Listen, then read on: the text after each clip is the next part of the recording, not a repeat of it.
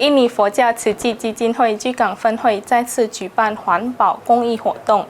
邀请民众捐赠各类可回收物品。活动在居港福隆堂举行，旨在提升社区对环境保护重要性的认识。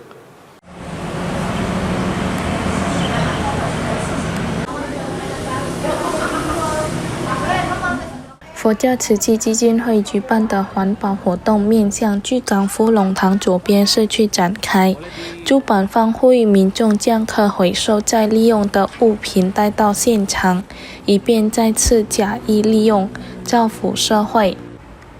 这次收集的物品包括塑料瓶、可拆穿着的衣物、玻璃瓶如酱油瓶、金属罐以及各类电子产品。所有捐赠物质将由佛教慈济基金会统一管理，作为可持续垃圾处理项目的一部分。